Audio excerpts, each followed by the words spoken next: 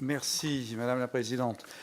Moi, je voudrais revenir simplement en quelques mots sur l'enjeu de ce voyage aux États-Unis et pourquoi c'est important d'aller là-bas et pourquoi ils sont importants dans le schéma de l'accord de Paris. Et il faut rappeler simplement que les États-Unis, c'est 16% des émissions mondiales quand même. Hein, c'est un des pays industrialisés qui, par capita, par tête, rejette le plus d'émissions de CO2, c'est environ 16 tonnes, ce qui est considérable. Je vous rappelle pour mémoire que la France, c'est 5 tonnes et demie quand même. Donc vous voyez qu'il y a une sacrée différence, c'est le triple. Et donc les États-Unis, en pesant 16%, 15 à 16% des émissions mondiales, ont pris un accord avec les Chinois. Et il était intéressant d'aller aux États-Unis pour voir, pour vérifier l'engagement de l'administration Obama et éventuellement du Congrès dans cet accord de Paris, puisqu'ils nous disent on vous soutient, c'est important, faites-le, etc. Nous, on s'engage, donc il était intéressant de vérifier tout ça. Alors, ce qui est intéressant dans cette affaire, c'est que le déclenchement de l'Union européenne au mois d'octobre, avec la règle des 40, 27, 27, je ne m'étends pas là-dessus, tout le monde connaît ça, a fait que derrière, l'accord du 12 novembre avec la Chine est plutôt intéressant. Les États-Unis sont engagés à réduire leurs émissions de CO2 de 26 à 28%, c'est pas rien. Bon, alors c'est versus 2005, nous l'Europe c'est versus 90, c'est-à-dire que l'effort est moindre, mais c'est un effort quand même substantiel. Donc c'était plutôt intéressant. Et puis cet accord avec la Chine est important. Pourquoi? Parce que la Chine pèse 28% des émissions mondiales. Par capita, la Chine c'est 7 tonnes. C'est-à-dire que c'est plus que la France, avec 1 milliard 250 millions d'individus. Or, on sait aujourd'hui que si on n'a pas dans un accord international contraignant ce que l'on souhaite à Paris, embarquer les États-Unis et la Chine, on n'embarque pas près de 50% des émissions. Donc il faut impérativement qu'ils soient évidemment en bonne place dans cet accord. Donc c'est ce que nous avons essayé de vérifier. Alors il y a deux sujets qui sont très importants. Il y a d'abord le Congrès américain et puis bien sûr l'administration Obama. Le Congrès américain est complètement hostile à un accord. Complètement hostile à un accord, que ce soit la Chambre des représentants ou le Sénat, ils sont complètement bloqués sur le sujet et de fait ne ratifieront pas un traité international. Et un exemple, c'est celui du Kyoto. Le Kyoto, on l'a vécu, hein, c'était 97. M. Clinton était président des États-Unis, il a signé Kyoto, puis il est rentré à la maison, il a été désavoué par le Congrès.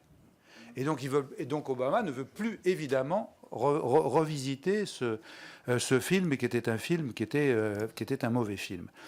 Donc l'administration, donc pour finir sur le Congrès est plutôt hostile. Bon, là aussi, il y a les démocrates et les républicains. Les démocrates étant plus enclins évidemment à nous accompagner, les républicains étant plus bloqués. Je fais simple, je schématise, mais c'est à peine caricatural.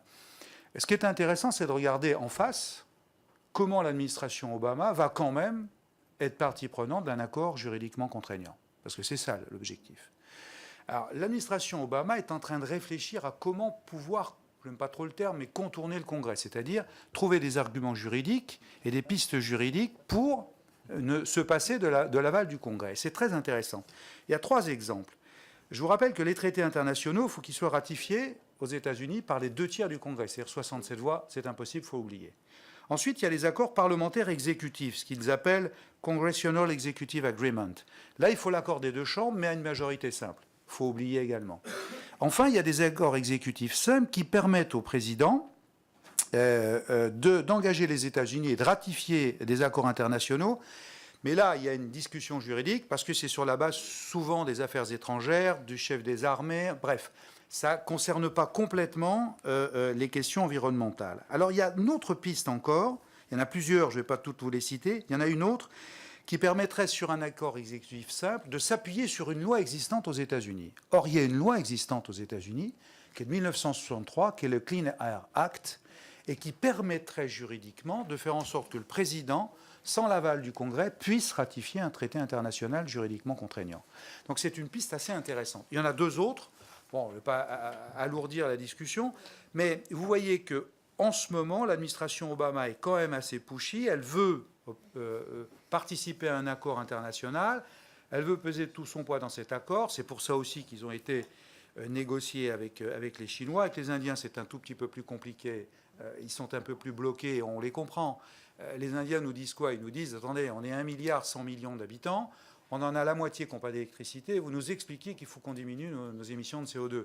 Ils ont un mix énergétique qui est catastrophique. C'est du charbon de mauvaise qualité en plus. Ils importent, ils n'ont pas de nucléaire. Bref, c'est assez compliqué pour les Indiens. Mais bon, on va essayer quand même, dans cet accord, d'embarquer le maximum de pays. Parce que l'objectif, et j'en terminerai par là, si nous voulons un accord juridiquement contraignant, il faut en plus qu'il soit robuste. C'est-à-dire qu'il emmène avec lui un nombre de pays très sensible, très significatif sur les 196 des Nations Unies. Je vous rappelle que Kyoto, c'était 55, et qu'en cours de route, on en a abandonné, enfin certains nous ont abandonnés en race campagne.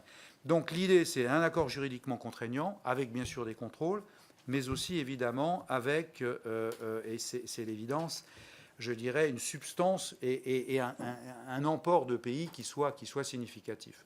Voilà, moi j'ai été rapide sur le sujet, mais on pourra répondre à vos questions sans aucun problème.